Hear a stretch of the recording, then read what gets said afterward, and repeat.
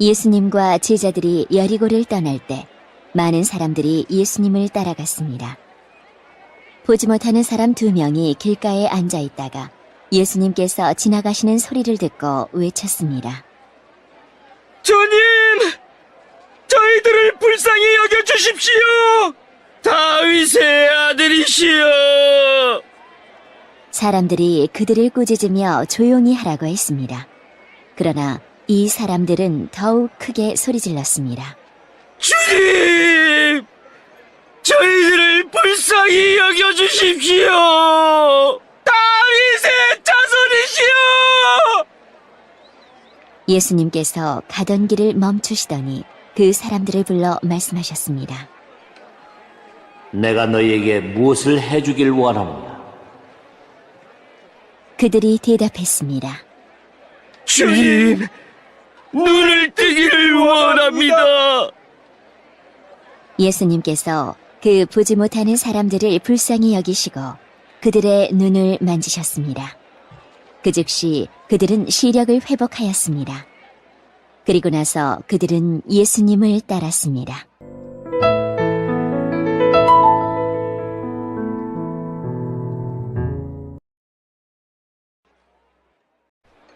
예수님과 제자들이 여리고에 왔습니다. 예수님께서 제자들과 많은 사람들과 함께 여리고를 떠나실 때 디메오의 아들인 바디메오라고 하는 앞을 보지 못하는 거지가 길가에 앉아 있었습니다.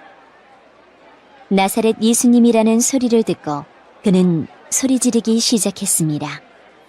다윗의 자손 예수님! 제게 자비를 베풀어 주십시오! 많은 사람들이 그에게 조용히 하라고 엄하게 말했습니다. 그러나 그는 더욱더 크게 소리쳤습니다. 다윗의 자손이시여! 제게 자비를 베풀어 주십시오! 예수님께서 멈추셔서 말씀하셨습니다. 그 사람을 이리 데리고 온다. 사람들이 그를 불렀습니다. 안심하고 일어나게. 예수님께서 자네를 부르고 계시네. 그는 겉옷을 거기에 두고 벌떡 일어나 예수님께로 갔습니다. 예수님께서 그에게 물으셨습니다. 무엇을 해주길 원하느냐? 보지 못하는 자가 대답했습니다. 선생님, 다시 보기를 원합니다. 예수님께서 가거라. 네 믿음이 너를 낫게 하였다. 라고 말씀하셨습니다. 그 즉시 그는 보게 되었고 예수님을 따라 나섰습니다.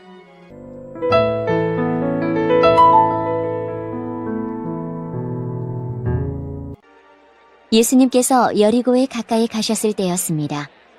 어떤 보지 못하는 사람이 길가에 앉아 구걸하고 있었습니다.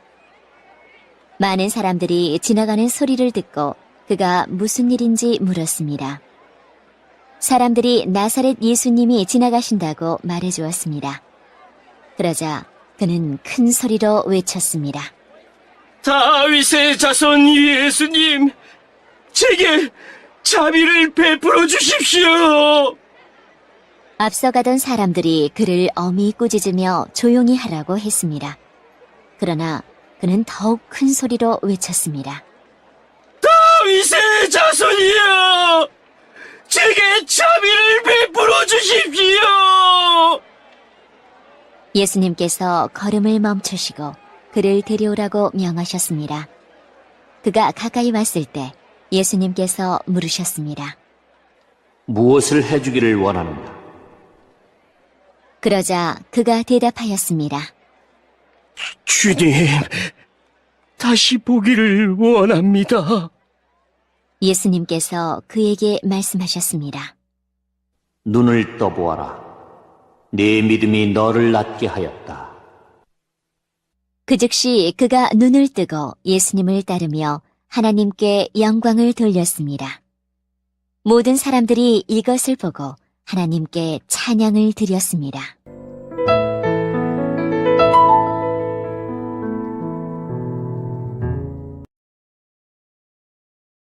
19장.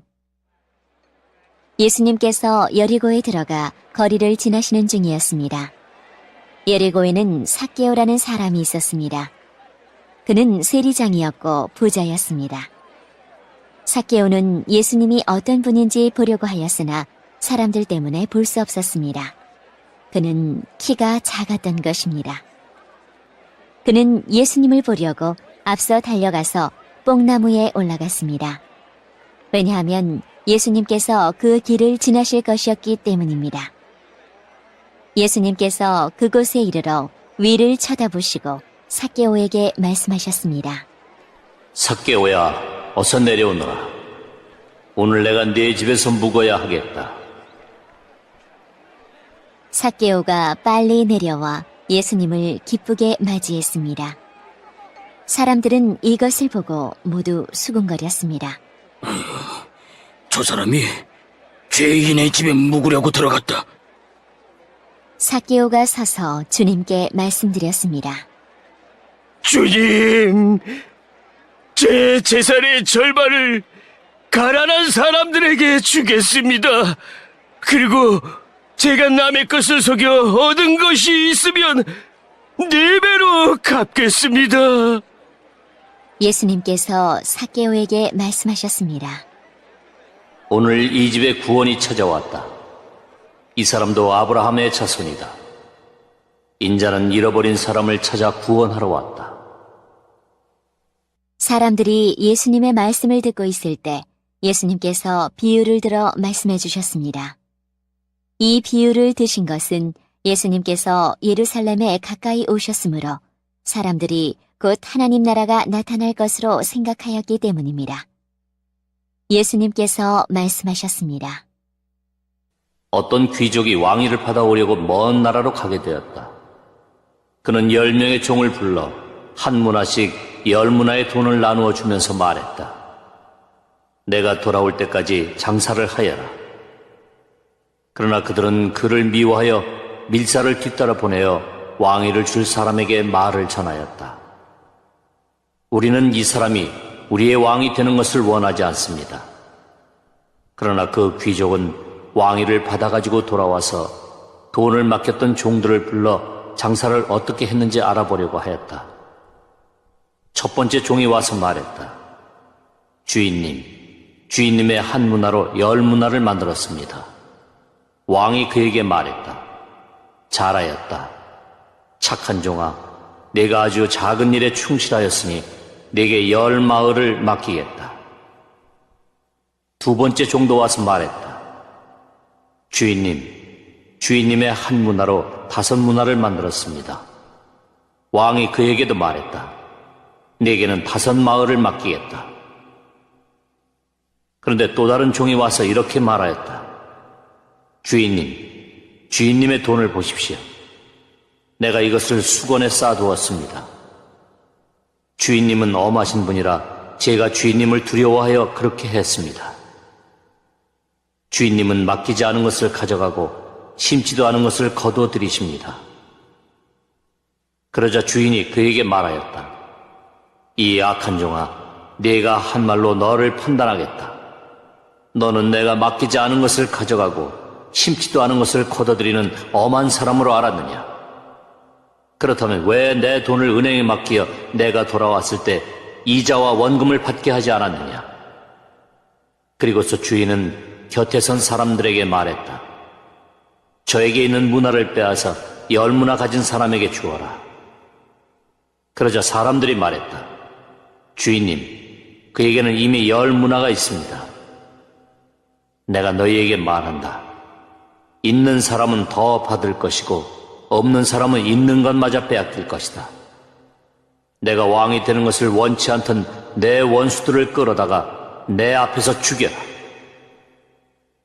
예수님께서 이 말씀을 하시고 앞장서서 예루살렘을 향해 올라가셨습니다. 유대인의 명절인 유월절이 가까이 다가왔습니다. 유월절이 되기도 전에 많은 사람들이 자신을 깨끗하게 하기 위해 시골에서 예루살렘으로 올라왔습니다. 사람들은 부지런히 예수님을 찾았습니다. 그들은 성전 뜰에 서서 서로 물었습니다. 당신들 생각은 어떻소? 그분이 명절에 안 오시지는 않겠지요?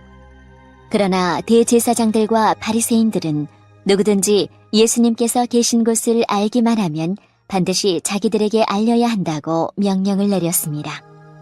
그것은 예수님을 체포하기 위해서였습니다.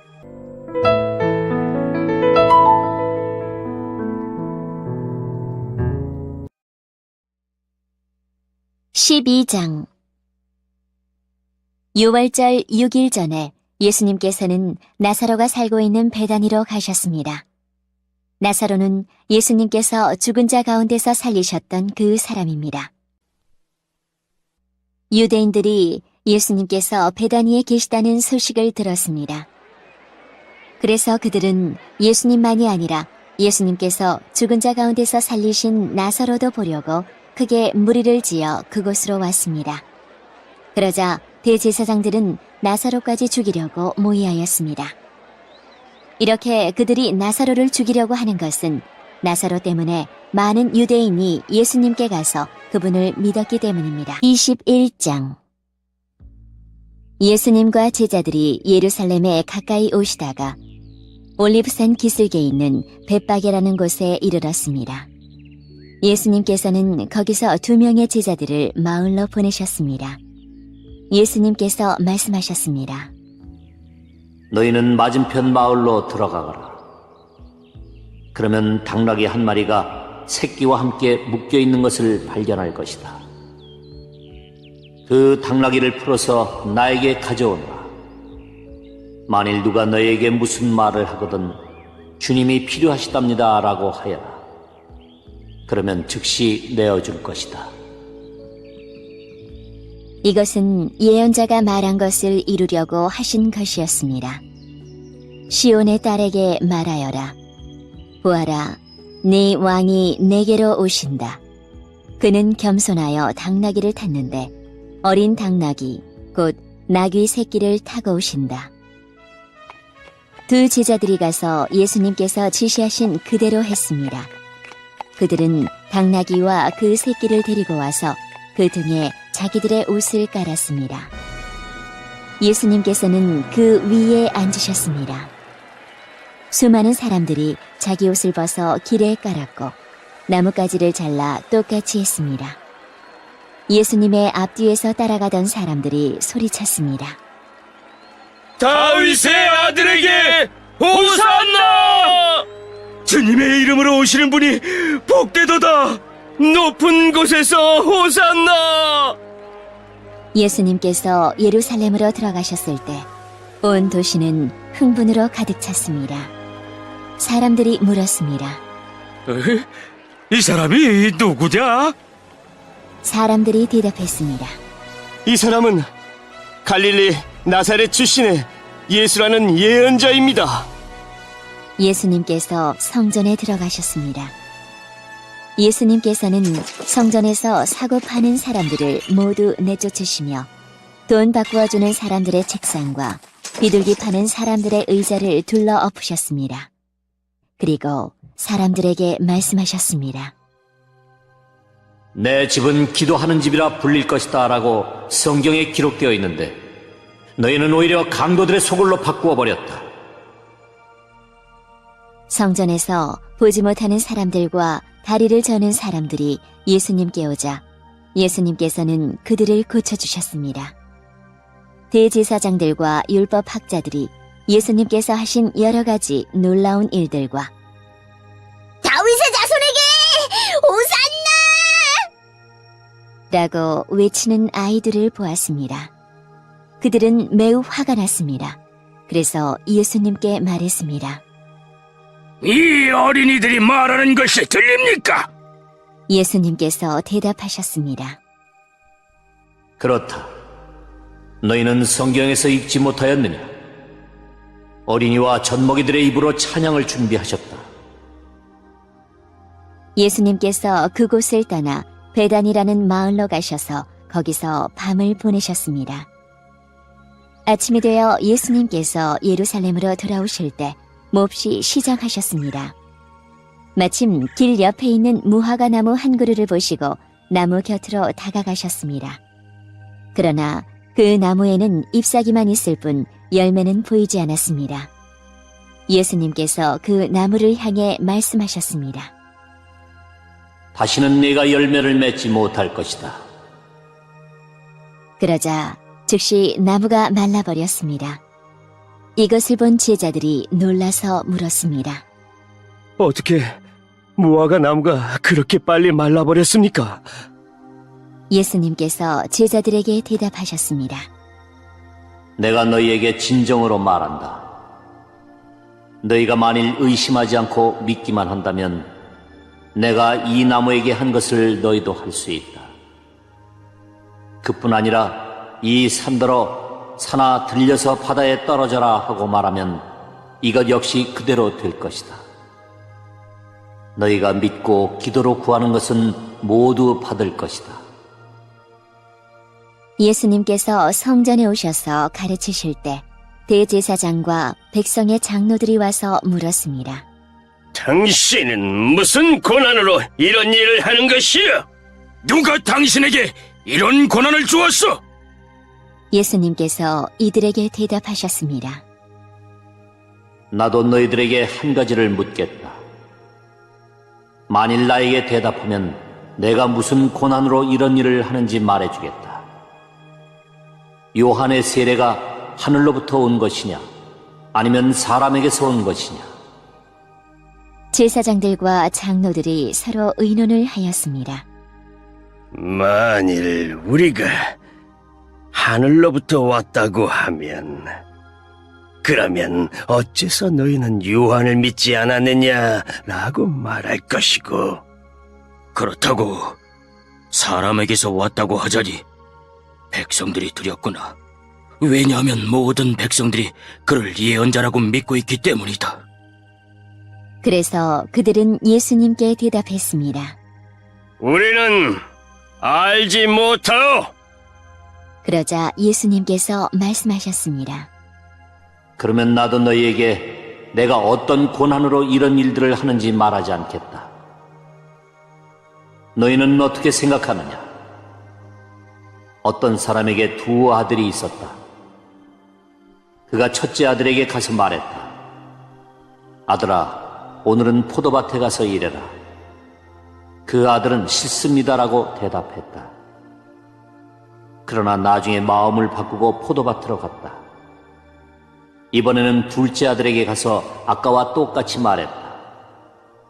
둘째 아들은 대답했다. 예, 그렇게 하겠습니다. 그러나 실제로는 가지 않았다. 두 아들 가운데서 누가 아버지의 뜻대로 행했느냐? 그들이 대답했습니다.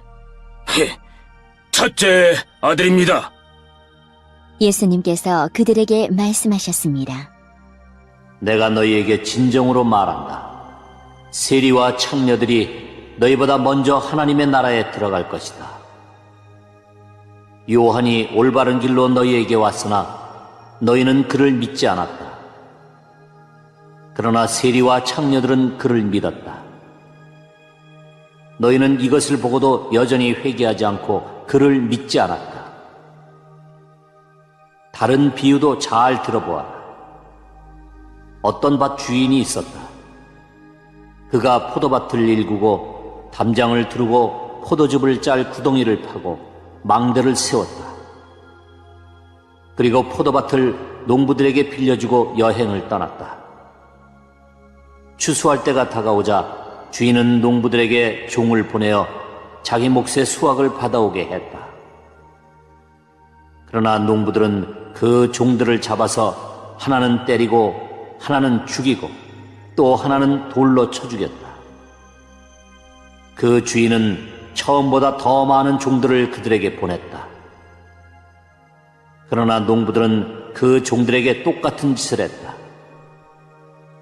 결국 주인은 자기 아들을 농부들에게 보냈다.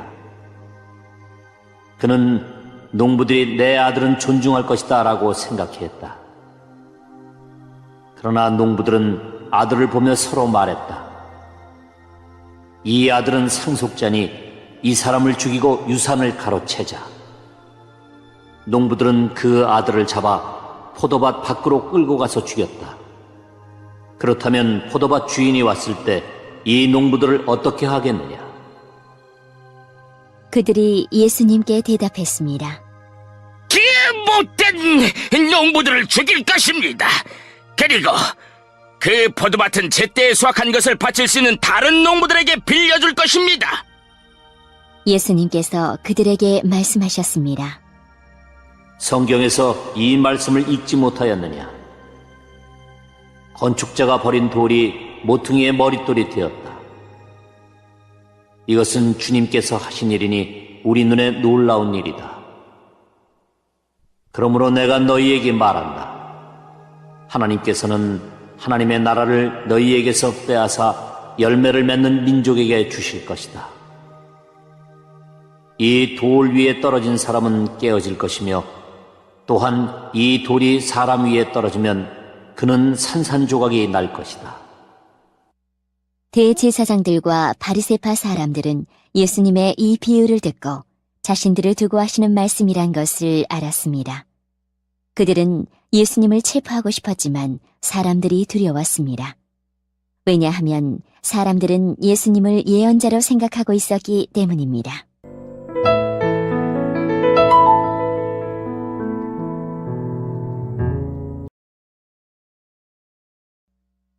22장 예수님께서 사람들에게 다른 비유를 들어 말씀하셨습니다. 하늘나라는 아들의 결혼 잔치를 마련한 왕에 빗댈 수 있다. 왕이 종들을 보내어 잔치에 초대한 사람들을 모셔오게 하였다. 그러나 이들은 오려고 하지 않았다. 그러자 왕은 다시 다른 종들을 보내며 말했다.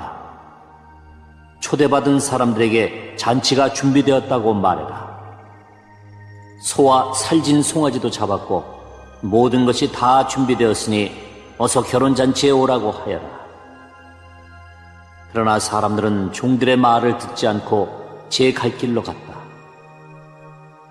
어떤 사람은 밭에 나갔고 어떤 사람은 장사하러 갔다. 나머지 사람들은 종들을 잡아다가 그들을 모욕하고 죽였다. 왕은 매우 화가 났다. 그는 군사를 보내어 살인자들을 죽였다. 그리고 온 도시를 불태워버렸다. 그리고 자기 종들에게 말했다. 결혼잔치가 준비되었으나 초대받은 사람들은 자격이 없다. 너희는 큰 길에 가서 너희가 만나는 사람마다 결혼잔치에 초대하여라. 종들은 거리에 나가 만나는 사람들이 좋은 사람이건 나쁜 사람이건 가리지 않고 불러들였다. 그래서 결혼잔치 마당은 잔치 손님들로 가득 찼다. 왕이 그들을 보러 들어왔다가 결혼잔치 예복을 입지 않은 사람을 보았다. 그 사람에게 왕이 말했다. 친구여, 결혼잔치 예복을 입지 않고 어떻게 여기에 들어왔는가? 그 사람은 아무 말도 하지 못했다. 왕이 종들에게 말했다. 이 사람의 손과 발을 묶어서 바깥 어두운 곳에 던져버려라. 그곳에서 슬피 울고 고통스럽게 일을 갈 것이다. 초대받은 사람은 많으나 선택된 사람은 적다. 그때 바리새파 사람들이 가서 예수님의 말씀을 트집잡아 예수님을 함정에 빠뜨리려고 공모했습니다. 그들은 자기들의 제자들을 헤롯 당원들과 함께 예수님께 보냈습니다. 이들이 말했습니다. 선생님, 우리는 선생님이 진실한 분이며 하나님의 길을 올바르게 가르치시며 사람의 얼굴을 보지 않으심으로 아무에게도 치우치지 않으신다고 생각합니다. 선생님이 생각하시는 것을 우리에게 말씀해 주십시오. 가이사에게 세금을 바치는 것이 옳습니까? 옳지 않습니까? 예수님께서는 이 사람들의 악한 생각을 아셨습니다. 그래서 말씀하셨습니다. 너희 위선자들아, 왜 나를 시험하느냐? 세금으로 내는 돈을 내게 보여라. 사람들이 은돈 1데나리온을 예수님께 보여드렸습니다. 예수님께서 물으셨습니다. 이것은 누구의 얼굴이고 누구라고 쓰여 있느냐? 사람들이 대답했습니다. 가이사의 것입니다. 그러자 예수님께서 그들에게 말씀하셨습니다. 가이사의 것은 가이사에게 주어라. 그리고 하나님의 것은 하나님께 바쳐라. 사람들이 예수님의 말씀을 듣고 놀랐습니다. 그리고 예수님께로부터 떠나갔습니다. 같은 날 부활이 없다고 말하는 사두개파 사람 몇 명이 예수님께 나와 질문했습니다. 선생님, 모세는 남자가 아들이 없이 죽으면 그 동생이 형수와 결혼해서 형을 대신하여 아들을 낳아 주어야 한다라고 했습니다. 우리 가운데 7 형제가 있었습니다. 첫째가 결혼했지만 아들을 낳지 못하고 죽어 아내를 자기 동생에게 남겨놓았습니다. 그런데 둘째도 셋째도 그리고 7째까지 첫째와 똑같이 되었습니다. 결국엔 그 여자도 죽었습니다. 7 형제 모두가 이 여자를 아내로 맞아들였으니 부활 때에 이 여자는 이 7 형제 중에 누구의 아내가 되겠습니까? 예수님께서 이들에게 대답하셨습니다. 너희는 성경도 알지 못하고 하나님의 능력도 알지 못하므로 잘못 생각하고 있다.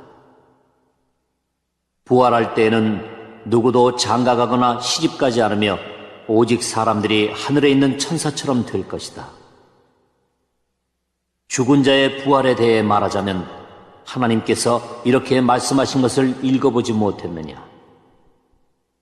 나는 아브라함의 하나님, 이삭의 하나님, 야곱의 하나님이다. 하나님은 살아있는 사람들의 하나님이시지 죽은 사람들의 하나님이 아니시다. 사람들이 이 말씀을 듣고 예수님의 가르침에 놀랐습니다. 예수님께서 사두개파 사람들의 말문을 막으셨다는 소식을 바리새파 사람들이 듣고 함께 모였습니다. 그 가운데 율법의 전문가 한 사람이 예수님을 시험하려고 질문을 하였습니다. 선생님, 율법에서 어느 것이 가장 중요합니까?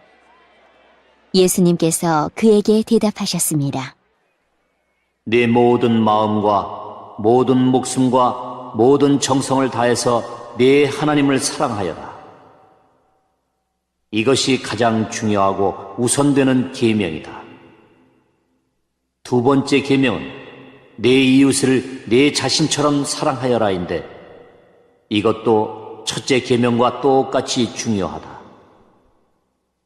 모든 율법과 예언자들의 말씀이 이 2 계명에서 나온 것이다.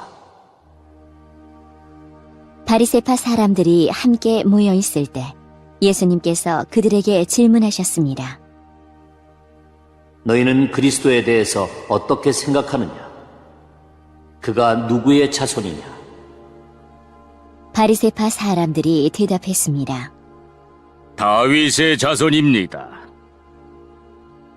그러자 예수님께서 그들에게 말씀하셨습니다. 그러면 다윗이 성령의 감동을 받아 어찌 그리스도를 주님이라고 불렀겠느냐?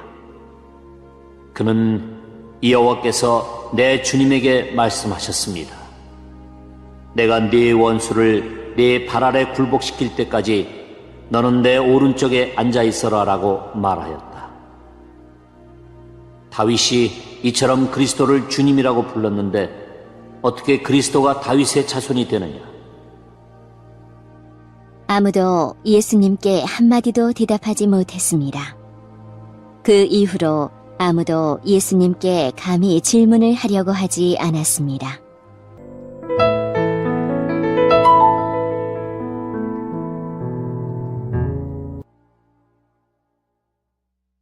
(23장) 그때 예수님께서 무리들과 제자들에게 말씀하셨습니다. 율법 학자들과 바리새파 사람들은 모세의 자리에 앉았다. 그러므로 너희는 그들이 말하는 것을 다 행하고 지켜라. 그러나 그들의 행동을 따라하지는 마라. 그들은 말만 하고 행하지는 않는다.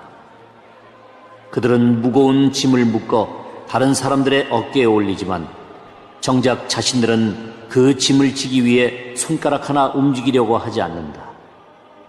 그들은 다른 사람들에게 보이려고 모든 일을 한다. 그래서 말씀 상자를 크게 만들고 옷수를 길게 늘어뜨린다. 이들은 잔치에서 윗자리에 앉기를 좋아하고 회당에서 높은 자리에 앉기를 좋아한다. 이들은 장터에서 인사받는 것을 좋아하고 선생이라고 불리는 것을 좋아한다. 그러나 너희는 선생이라는 소리를 듣지 마라. 너희의 선생님은 오직 한 분이고 너희 모두는 형제들이다. 그리고 세상에서 그 누구에게도 아버지라고 부르지 마라. 아버지는 오직 한 분인데 하늘에 계시다. 너희는 지도자 소리를 듣지 마라. 너희의 지도자는 오직 한 분뿐인 그리스도시다. 너희 가운데 큰 자는 너희의 종이 될 것이다. 누구든지 자신을 높이는 사람은 낮아질 것이고 낮추는 사람은 높아질 것이다. 율법학자와 바리새파 위선자들이여, 너희에게 화가 있다. 너희는 사람들 앞에서 하늘나라의 문을 막는다. 너희가 들어가지 않으면서 다른 사람들도 들어가지 못하게 막는다. 율법학자와 바리새파 위선자들이여, 너희에게 화가 있다. 너희는 개종자 하나를 만들려고 바다와 육지를 두루 다닌다. 그러다가 한 사람을 찾으면 너희보다 더한 지옥의 아들로 만든다. 앞 못 보는 인도자인 너희에게 화가 있다. 너희는 만일 너희가 성전을 두고 맹세하면 아무래도 좋지만 성전에 있는 금을 두고 맹세하면 반드시 지켜야 한다라는 말을 한다. 바보 같고 눈이 먼 너희들아, 어느 것이 더 중요하냐? 금이냐, 그 금을 거룩하게 만드는 성전이냐? 또한 너희는 이런 말도 한다. 만일 어떤 사람이 제단을 두고 맹세하면 아무래도 좋지만 제단 위에 있는 제물을 두고 맹세하면 반드시 지켜야 한다. 너희 눈먼 사람들아, 어느 것이 더 중요하냐? 제물이냐, 제물을 거룩하게 하는 제단이냐? 제단을 두고 맹세하는 사람은 제단과 제단 위에 있는 모든 것을 두고 맹세하는 것이다. 성전을 두고 맹세하는 사람은 성전과 성전 안에 계신 분을 두고 맹세하는 것이다. 하늘을 두고 맹세하는 사람은 하나님의 보좌와 거기에 앉으신 분을 두고 맹세하는 것이다. 율법학자와 바리새파 위선자들이여, 너희에게 화가 있다. 너희는 박하와 회향과 뿌리 채소의 11조까지 드리면서 정의, 자비, 믿음과 같은 율법의 더 중요한 부분은 무시한다. 11조도 중요하지만 더 중요한 일을 무시해서는 안 된다. 눈이 먼 너희여, 너희는 모기는 걸러내어도 낙타는 삼켜버린다. 율법학자와 바리새파 위선자들이여, 너희에게 화가 있다. 너희가 잔과 접시의 겉을 깨끗하게 하지만 그 안에는 탐욕과 방종이 가득 차 있다.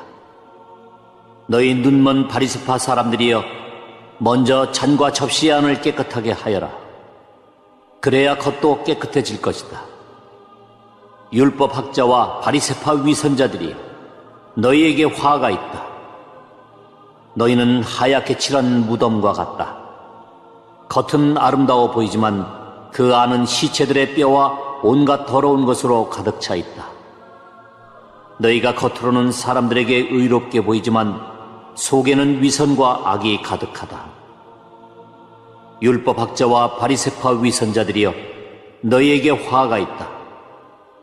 너희는 예언자들의 무덤을 만들고 의인의 묘비를 꾸미면서 만일 우리가 우리 조상들이 살았던 때에 살았더라면 우리는 예언자의 피를 흘리는데 함께하지 않았을 것이다 라고 말한다. 그러나 너희는 예언자들을 죽인 살인자들의 자손이라는 것을 스스로 나타내고 있구나. 그러므로 너희는 너희 조상들의 악한 일을 마저 채워라. 뱀들아, 너희 독사의 자식들아, 지옥의 심판을 너희가 어떻게 피할 수 있느냐? 그러므로 내가 너희에게 예언자와 지혜 있는 사람과 율법학자들을 보낸다. 너희는 이 사람들 가운데서 몇 명은 죽이고 십자가에 못 박고 몇 명은 회당에서 때릴 것이다. 그리고 이 마을에서 저 마을로 뒤쫓으며 박해할 것이다. 따라서 의인 아벨의 피로부터 성전과 제단 사이에서 살해당한 바라기아의 아들 스가랴의 피에 이르기까지 너희는 세상에서 피를 흘린 의인에 대한 죄값을 치를 것이다. 내가 너희에게 진정으로 말한다. 이 모든 것들이 이 세대에 올 것이다. 예루살렘아, 예언자들을 죽이고 하나님께서 내게 보내신 사람들을 돌로 친 예루살렘아, 암탉이 병아리들을 날개 아래에 품듯이 얼마나 내가 너희 자녀를 모으려고 했느냐. 그러나 너희들은 원하지 않았다. 보아라, 네 집이 버려져 못쓰게 될 것이다. 내가 너희에게 말한다. 주님의 이름으로 오시는 분이 복되다라고 너희가 고백할 때까지 지금 이후로 너희는 나를 보지 못할 것이다.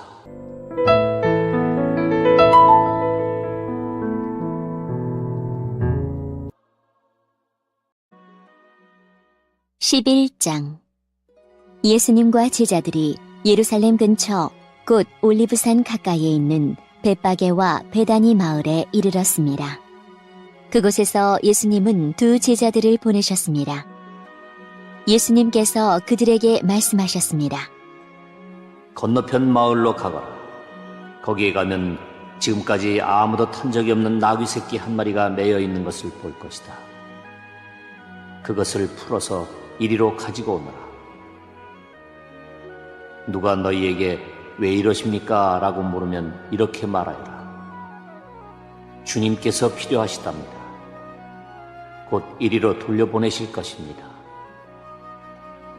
제자들이 마을로 들어가서 길 쪽으로 있는 문에 묶여있는 나귀 새끼를 발견하였습니다. 제자들이 나귀를 풀었습니다. 서 있던 사람이 제자들에게 물었습니다. 나귀를 풀다니 무엇을 하려는 것이오? 제자들이 예수님께서 알려주신 대로 대답했습니다. 그러자 허락해 주었습니다. 제자들이 예수님께 나귀 새끼를 끌고 왔습니다. 그들이 겉옷을 나귀 위에 얹었고 예수님께서 거기에 앉으셨습니다. 많은 사람들이 자기들의 겉옷을 펴서 길 위에 펼쳤습니다. 어떤 사람들은 들에서 꺾은 나뭇가지를 펼쳤습니다. 예수님 앞에서 걸어가던 사람들과 뒤에서 따라가던 사람들이 소리쳤습니다. 호산나! 주님의 이름으로 오시는 이가 복이 있다! 다가오는 우리 조상 다윗의 나라가 복이 있다! 가장 높은 곳에서 호산나! 예수님께서 예루살렘에 가셔서 성전으로 들어가셨습니다. 그리고 모든 것을 둘러보신 후 날이 이미 저물었기 때문에 12 제자들과 함께 베다니로 돌아가셨습니다. 이튿날 예수님과 제자들이 베다니에서 출발하여 오는 길에 예수님께서 배고픔을 느끼셨습니다. 멀리서 잎이 무성한 무화과 나무를 보시고 거기에서 열매를 얻으려고 다가가셨습니다. 그러나 무화과는 없고 잎사귀만 무성할 뿐이었습니다. 그것은 아직 무화과가 열릴 때가 아니었기 때문입니다. 예수님께서 나무에게 말씀하셨습니다. 다시는 아무도 내 열매를 먹지 못할 것이다. 제자들이 이 말씀을 들었습니다. 예수님과 제자들이 예루살렘에 왔습니다. 예수님께서 성전에 들어가셔서 성전에서 사고 파는 사람들을 내쫓으셨습니다. 그리고 돈 바꿔주는 사람들의 책상과 비둘기 파는 사람들의 자리를 뒤엎으셨습니다. 예수님께서 그 누구도 물건을 가지고 성전의 뜰을 가로질러 가지 못하게 하셨습니다. 그리고 사람들을 가르치셨습니다. 성경에 이렇게 쓰여 있다. 나의 집은 모든 민족의 기도하는 집이라고 불릴 것이다. 그런데 너희는 강도의 소굴로 바꾸었다. 대제사장들과 율법학자들이 이 소식을 들었습니다. 그들은 예수님을 죽일 방법을 찾기 시작했습니다. 그것은 사람들이 예수님의 가르침에 놀라워하므로 그들이 예수님을 두려워했기 때문입니다. 밤이 되자 예수님과 제자들은 성을 떠났습니다. 아침에 지나가다가 제자들이 무화과 나무가 뿌리부터 말라버린 것을 보았습니다. 베드로가 생각이 나서 예수님께 말했습니다. 선생님, 보세요! 저주하셨던 무화과 나무가 말라 죽어 있습니다! 예수님께서 대답하셨습니다. 하나님을 믿어라. 내가 너희에게 진정으로 말한다. 누구든지 이 산을 향하여 뽑혀서 바다에 던져져라 하고 말하고 마음속에 아무 의심 없이 말한 대로 될 줄 믿으면 그대로 이루어질 것이다. 그러므로 내가 너희에게 말한다. 너희가 기도하고 구한 모든 것은 받은 줄로 믿어라. 그러면 이루어질 것이다. 너희가 서서 기도할 때 다른 사람과 원수된 일이 있으면 그를 용서하여라. 그래야 하늘에 계신 너희 아버지께서도 너희의 죄를 용서하실 것이다. 예수님과 제자들이 다시 예루살렘으로 갔습니다. 예수님께서 성전에서 거니실 때 대제사장들과 율법학자들과 장로들이 예수님께 왔습니다. 그들이 예수님께 말했습니다. 당신이 무슨 권한으로 이런 일을 하는 것이요? 누가 당신에게 이런 권한을 주었소? 예수님께서 이들에게 대답하셨습니다. 내가 한 가지를 너희들에게 묻겠다. 만일 나에게 대답하면 내가 무슨 권한으로 이런 일을 하는지 말해주겠다. 요한의 세례가 하늘로부터 온 것이냐 아니면 사람에게서 온 것이냐? 대답해 보아라. 그들이 자기들끼리 의논하였습니다. 만일 우리가 하늘로부터 왔다고 하면 그가 어째서 너희는 요한을 믿지 않았느냐 하고 말할 것이다. 그렇다고 사람에게서 왔다고 할 수도 없지 않은가? 이들은 백성들을 두려워했습니다. 그것은 모든 사람들이 진정으로 요한을 예언자로 생각하고 있었기 때문입니다. 그래서 예수님께 우리는 모르고 하고 대답했습니다. 예수님께서도 그러면 나도 너희에게 내가 무슨 권한으로 이런 일을 하는지 말하지 않겠다. 라고 말씀하셨습니다.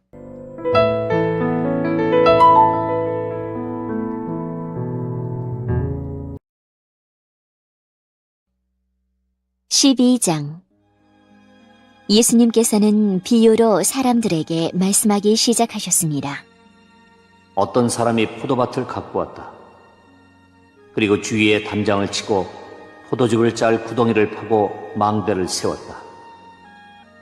그리고 포도밭을 농부들에게 빌려주고 여행을 떠났다. 때가 되자 주인은 농부들에게 종을 보내어 포도밭에서 난 자기 몫의 수확물을 가져오게 했다. 그러나 농부들은 그 종을 붙잡아 때린 후 빈손으로 쫓아버렸다. 다시 주인은 다른 종을 그들에게 보냈다. 그러자 그들은 그의 머리를 때리고 깔보고 업신여겼다. 다시 주인은 다른 종을 보냈다. 그러자 그들은 그 하인을 죽였다. 다른 많은 종들을 보냈지만 농부들은 때리기도 하고 죽이기도 하였다. 주인에게는 한 사람이 더 있었는데 바로 그의 사랑하는 아들이었다.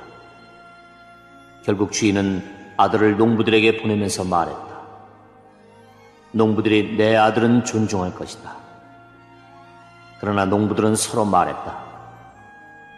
이 사람은 주인의 상속자이다. 어서 그를 죽이자. 그러면 유산이 우리의 것이 될 것이다. 농부들은 아들을 잡아다 죽인 후 포도밭 밖으로 던져버렸다. 포도밭의 주인이 이제 어떻게 하겠느냐? 그는 포도밭에 가서 농부들을 다 죽이고 포도밭을 다른 농부들에게 줄 것이다. 이런 성경 말씀을 읽어보지 못했느냐?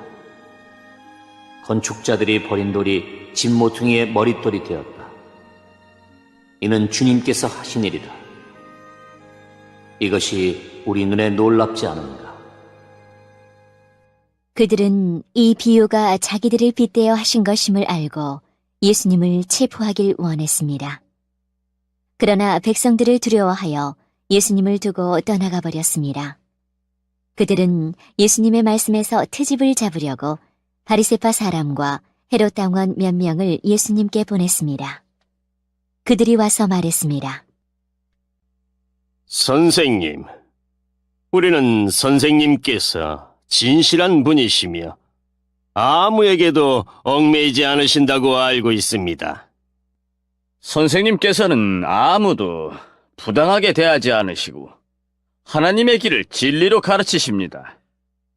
가이사에게 세금을 내는 것이 옳습니까? 내지 않는 것이 옳습니까? 세금을 내야 합니까? 내지 말아야 합니까? 예수님께서는 이 사람들의 속셈을 아시고 말씀하셨습니다. 어째서 나를 시험하느냐? 데나리온 한 개를 가져와서 나에게 보여라. 그들이 은전 한 개를 가져왔습니다. 예수님께서 물으셨습니다. 이것은 누구의 얼굴이며 누구라고 씌어 있느냐? 그들이 대답했습니다. 가이사입니다. 예수님께서 그들에게 말씀하셨습니다. 가이사의 것은 가이사에게 주어라. 그리고 하나님의 것은 하나님께 바쳐라. 그들은 예수님의 말씀에 놀랐습니다. 부활이 없다고 주장하는 사두개파 사람 몇 명이 예수님께 왔습니다. 그리고 예수님께 질문을 했습니다. 선생님, 모세는 형이 자식이 없이 아내만 남겨두고 죽으면 동생이 그 형수와 결혼하고 형을 위하여 자식을 낳아주어라 하고 기록했습니다. 7 형제가 있었는데 맏형이 결혼하고 자식이 없이 죽었습니다. 그래서 둘째가 형수와 결혼을 했는데 역시 자식이 없이 죽었습니다. 셋째도 마찬가지였습니다. 7 형제 모두가 자식을 남기지 못했습니다. 나중에 여자도 죽었습니다. 그러면 다시 살아날 때 그 여자는 그들 중에 누구의 아내가 되겠습니까? 7 형제가 모두 그를 아내로 맞이했으니 말입니다. 예수님께서 대답하셨습니다. 너희가 성경도 모르고 하나님의 능력도 몰라서 잘못 생각하는 것이 아니냐? 사람들이 죽은 사람들 중에서 다시 살아날 때에는 장가도 가지 않고 시집도 가지 않는다. 그들은 마치 하늘에 있는 천사처럼 될 것이다. 죽은 사람이 다시 살아나는 것에 대해서는 모세의 책에 기록된 떨기나무 대목에서 하나님께서 모세에게 어떻게 말씀하셨는지를 읽어보지 못했느냐? 하나님께서 모세에게 나는 아브라함의 하나님, 이삭의 하나님, 그리고 야곱의 하나님이다 라고 말씀하시지 않았느냐? 하나님께서는 죽은 사람들의 하나님이 아니라 살아있는 사람들의 하나님이다. 너희가 크게 잘못 생각하고 있다. 율법학자 가운데 한 사람이 다가와서 논쟁하는 것을 들었습니다. 예수님께서 사두개파 사람들에게 잘 대답하시는 것을 보고 그가 물었습니다. 모든 계명 중에 어떤 것이 가장 중요합니까? 예수님께서 대답하셨습니다. 가장 중요한 계명은 이것이다. 이스라엘아 들어라. 주 우리 하나님은 한 분이시다. 내 모든 마음과 모든 영혼과 모든 뜻과 모든 힘을 다하여 주 너희 하나님을 사랑하여라. 2번째로 중요한 계명은 이것이다. 내 이웃을 내 몸같이 사랑하여라. 이 계명들보다 더 중요한 계명은 없다. 율법학자가 예수님께 말했습니다. 옳습니다. 선생님, 하나님께서는 한 분이시고 그 외에는 다른 신이 없습니다.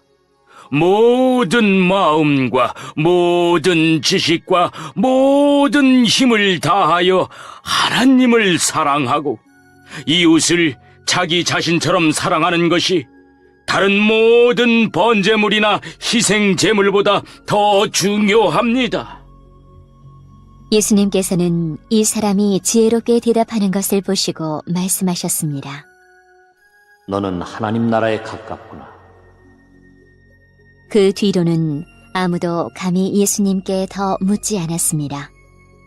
예수님께서 성전에서 가르치고 계실 때 이렇게 물으셨습니다. 어째서 율법학자들은 그리스도가 다윗의 자손이라고 말합니다. 다윗 자신은 성령으로 이렇게 말하였다. 여호와께서 내 주님에게 말씀하셨다. 내가 네 원수들을 네 발 아래 굴복시킬 때까지 내 오른쪽에 앉아 있으라. 다윗 자신도 그리스도를 주님이라고 부른다. 그런데 어떻게 그리스도가 다윗의 자손이 되겠느냐? 많은 무리가 예수님의 말씀을 기쁘게 들었습니다. 예수님께서 가르치시면서 말씀하셨습니다. 율법학자들을 주의하여라. 이들은 긴 옷을 입고 걸어다니기를 좋아하고 장터에서 인사받기를 좋아한다. 이들은 회당에서 높은 자리를 좋아하고 잔치에서도 윗자리를 좋아한다. 이들은 과부의 집을 삼키며 사람들에게 보이기 위해 길게 기도한다. 이런 사람들은 더 큰 심판을 받을 것이다. 예수님께서 헌금함 맞은편에 앉으셔서 사람들이 어떻게 헌금하는가를 보셨습니다. 여러 명의 부자들이 많은 돈을 헌금했습니다. 가난한 과부가 와서 렙돈 동전 2개, 즉 한 고드란트를 넣었습니다. 예수님께서 제자들을 부르신 후 말씀하셨습니다. 내가 너희에게 진정으로 말한다. 이 가난한 과부가 헌금함에 돈을 넣은 다른 모든 사람들보다 더 많이 헌금을 하였다. 다른 모든 사람들은 넉넉한 중에서 헌금을 하였지만 과부는 가지고 있던 모든 것, 즉 생활에 필요한 돈 전부를 바쳤다.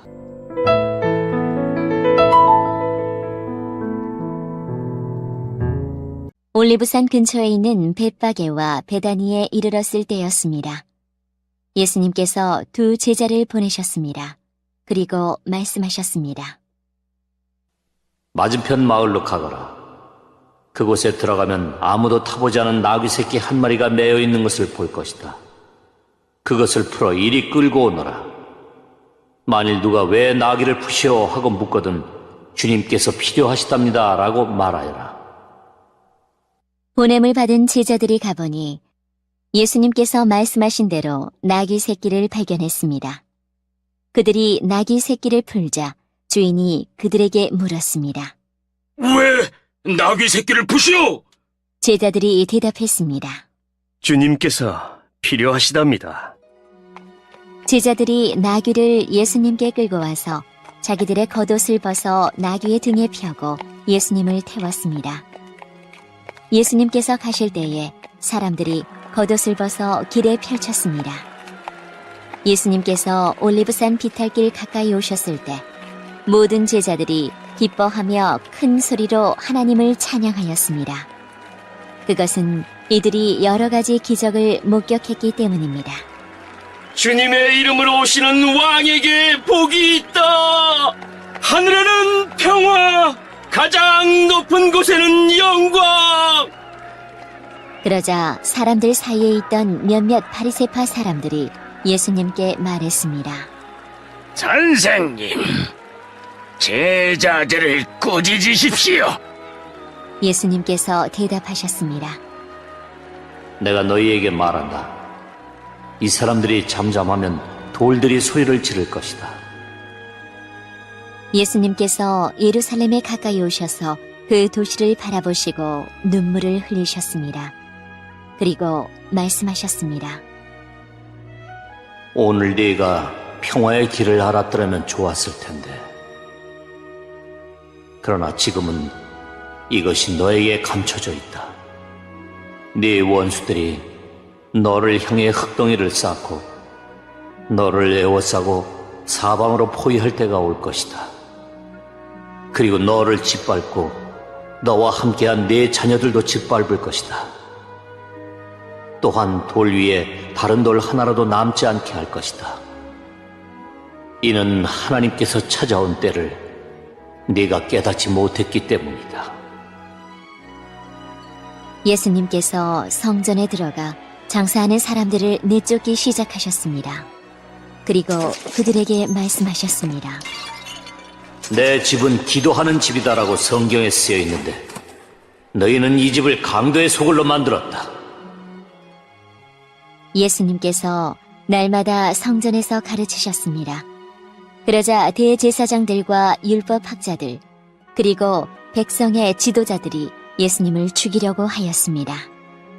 그러나 모든 백성들이 예수님의 말씀을 열심히 듣고 있었으므로 예수님을 죽일 방법을 찾을 수 없었습니다.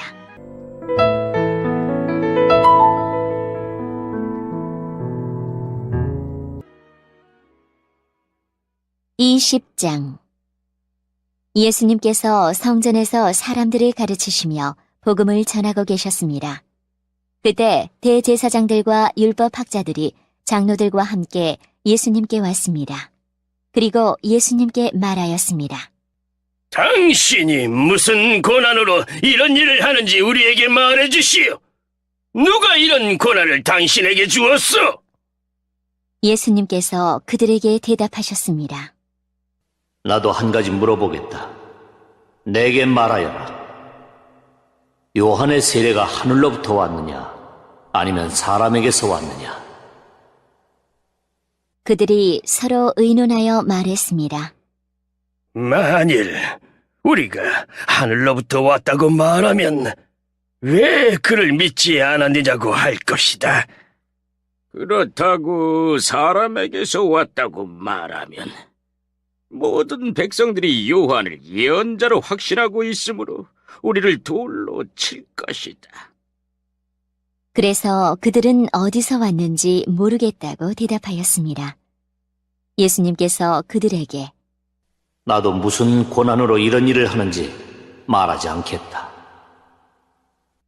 하고 말씀하셨습니다.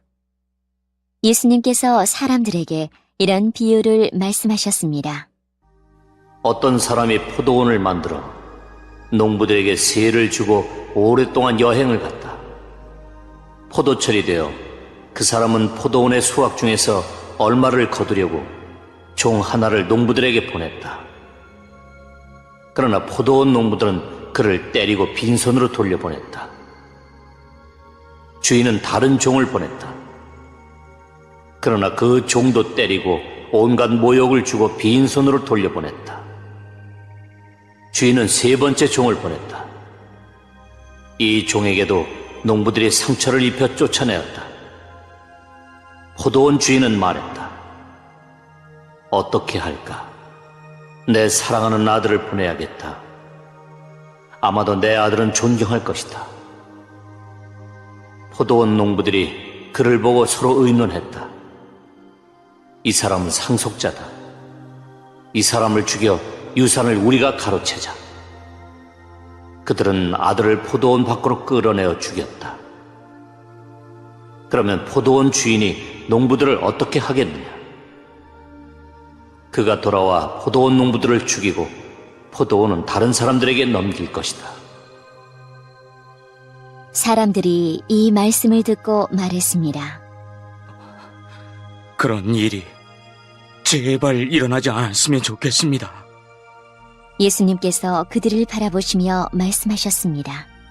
그러면 건축자들의 버린 돌이 진모퉁이의 머릿돌이 되었다고 기록된 것은 무슨 뜻이냐? 누구든지 그 돌 위에 떨어지는 사람은 부서질 것이요 이 돌이 누구 위에 떨어지든지 그를 가루로 만들 것이다. 율법학자들과 대제사장들이 예수님께서 이 비유를 자기들을 빗대어 하신 말씀인 줄 알았습니다. 그래서 즉시 예수님을 잡기를 바랐으나 사람들을 두려워하였습니다. 율법학자와 대제사장들은 예수님을 지켜보았습니다.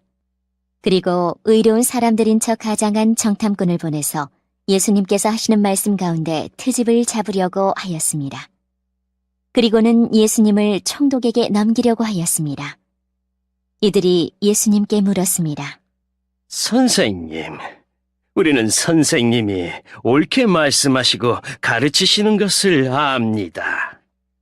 선생님은 차별을 하지 않으시며 진실되게 하나님의 길을 가르치시는 것을 압니다. 우리가 가이사에게 세금을 바치는 것이 옳습니까? 옳지 않습니까? 예수님께서 이들의 계략을 아시고 말씀하셨습니다. 데나리온 동전 하나를 가져오너라. 이 돈에 누구의 얼굴과 이름이 새겨져 있느냐? 그들이 대답했습니다. 가이사의 것입니다.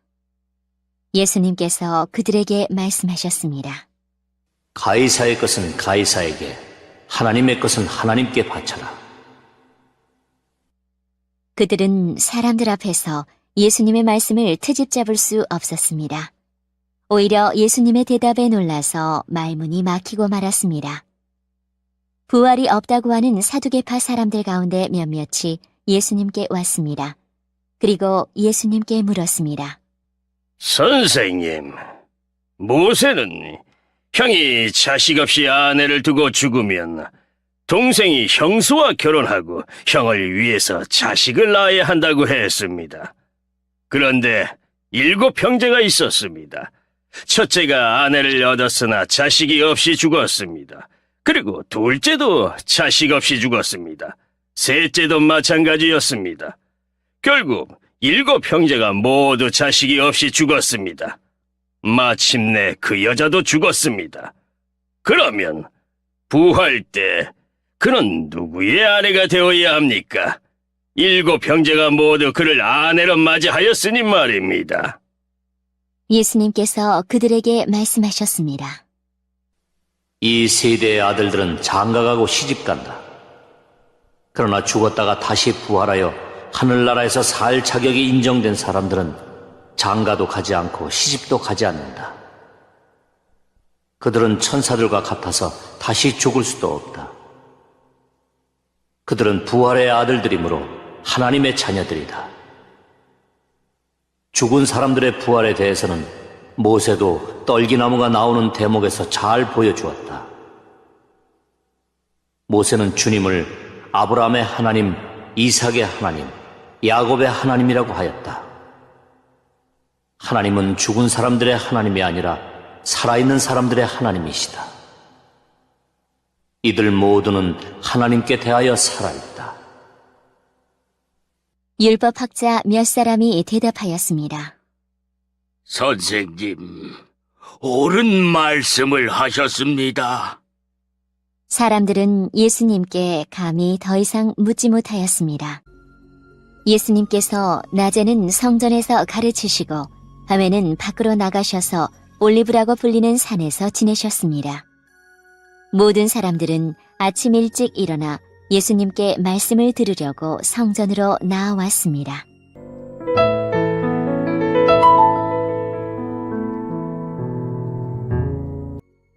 예수님께서 그들에게 말씀하셨습니다. 사람들이 왜 그리스도를 다윗의 아들이라고 하느냐? 다윗이 시편에서 직접 말하였다.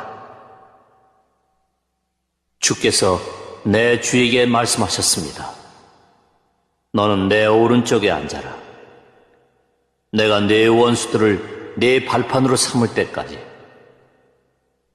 다윗이 그리스도를 주님이라고 하였는데 어떻게 그리스도가 다윗의 자손이 되겠느냐? 모든 백성들이 듣고 있을 때에 예수님께서 제자들에게 말씀하셨습니다. 율법 학자를 주의하여라. 이들은 긴 옷을 입고 다니는 것을 좋아하며 시장에서 인사받는 것과 회당과 잔치에서 윗자리를 좋아한다. 이들은 과부의 집을 삼키며 남에게 보이려고 길게 기도한다. 이들은 더 큰 심판을 받을 것이다.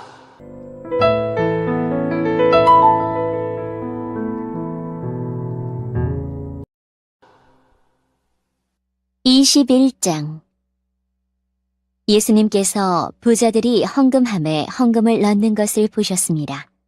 또 가난한 과부가 렙돈 동전 2개를 넣는 것을 보셨습니다. 예수님께서 말씀하셨습니다. 내가 진정으로 너희에게 말한다. 이 가난한 과부가 그 누구보다도 더 많은 헌금을 하였다.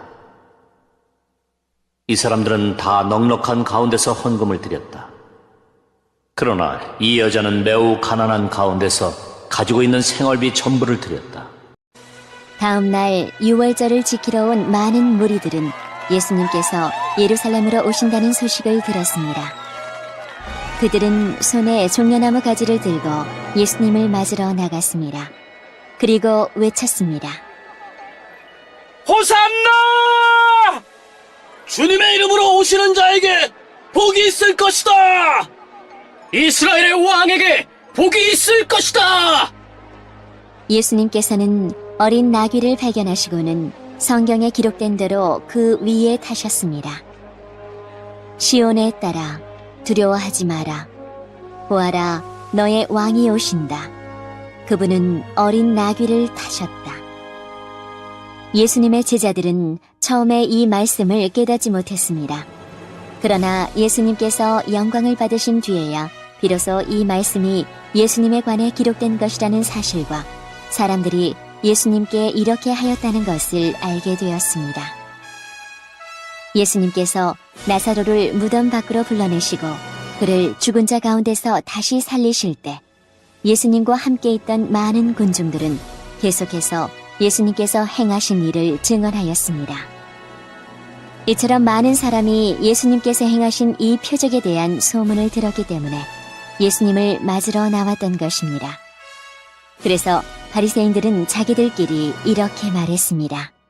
보시다시피 우리 계획은 하나도 성공을 거두지 못했습니다. 온 세상이 저 사람을 따르고 있지 않습니까? 유대의 명절인 유월절이 가까워오자 예수님께서는 예루살렘으로 올라가셨습니다. 예수님께서는 성전 뜰 안에서 소와 양과 비둘기를 팔고 있는 사람들과 또 상에 앉아서 돈을 바꿔주는 사람들을 보셨습니다. 예수님께서는 끈으로 채찍을 만들어 양과 소를 비롯하여 모든 짐승을 성전들에서 쫓아내셨습니다. 예수님께서는 돈 바꾸는 사람들의 상을 뒤엎으시고 그 사람들의 돈을 흩트리셨습니다. 그리고 비둘기를 파는 사람들에게 명령하셨습니다. 이것들을 여기서 치워라. 내 아버지의 집을 시장터로 만들지 마라. 이때 제자들은 성경에 주님의 집에 대한 나의 열심이 불처럼 나를 삼켜버렸다 라고 기록된 것을 생각하였습니다. 유대인들은 예수님께 당신은 당신에게 이런 일들을 행할 권리가 있다는 것을 증명할 무슨 표적을 행할 수 있습니까? 하고 물었습니다. 예수님께서는 이 성전을 허물어라. 그러면 내가 3일 만에 이것을 다시 세우겠다. 라고 대답하셨습니다. 그러자 유대인들은 이 성전을 건축하는데 46년이 걸렸는데 당신이 3일 만에 다시 세우겠다는 겁니까? 라고 반문했습니다. 그러나 예수님께서 말씀하신 성전은 그분 자신의 몸을 가리키는 것이었습니다. 예수님께서 죽은 자들 가운데서 부활하신 후에 그분의 제자들은 예수님께서 이렇게 말씀하신 것을 기억하였고 그들은 성경과 예수님께서 하신 말씀을 믿었습니다. 예수님께서 예루살렘에 계시는 유월절 기간 동안 많은 사람들이 그분이 행하시는 표적을 보고 예수님을 믿었습니다. 그러나 예수님께서는 모든 사람을 알고 계셨기 때문에 자기 자신을 그 사람들에게 맡기지 않으셨습니다. 예수님께서는 사람들의 마음속에 무엇이 들어있는지 알고 계셨기 때문에 사람에 대해서 어느 누구의 증언이 필요가 없었습니다.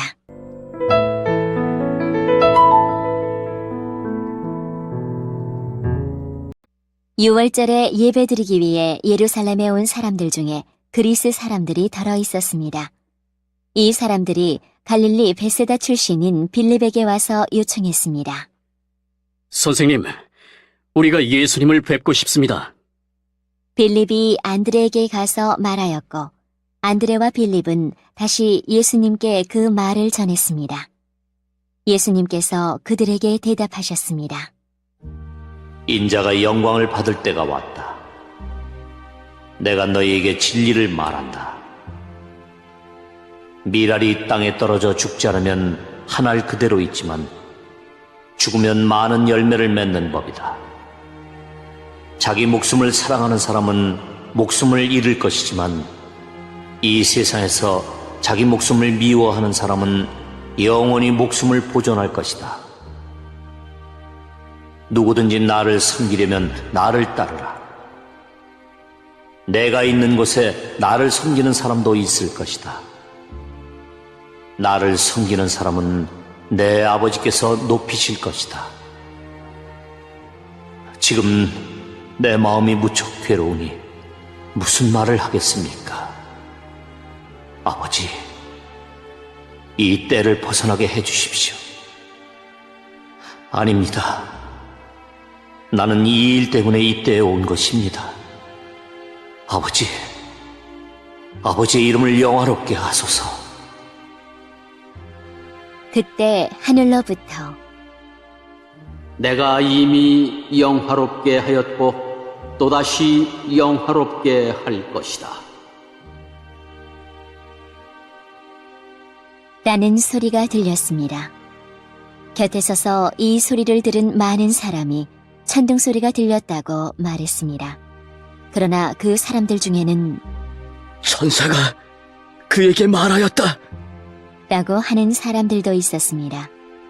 예수님께서는 이렇게 대답하셨습니다. 이 소리는 나를 위해서가 아니라 너희를 위해서 들린 것이다. 이제 이 세상을 심판할 때가 되었다. 이제 이 세상의 통치자가 쫓겨날 것이다. 내가 땅에서 들려 올라가게 되면 나는 모든 사람을 내게로 이끌 것이다. 예수님께서 이런 말씀을 하신 것은 자신이 어떤 식으로 죽을 것인가를 보이려는 것이었습니다. 군중은 이 말을 듣자 이렇게 말했습니다. 우리는 율법에서 그리스도가 영원히 계실 것이라고 들었습니다. 그런데 당신은 어떻게 해서 인자가 들려야 한다고 말씀하십니까? 당신이 말씀하시는 인자란 도대체 누구입니까? 그러자 예수님께서 대답하셨습니다.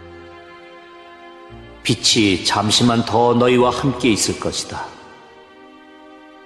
빛이 있을 때에 다니면 너희는 어둠에 사로잡히지 않을 것이다.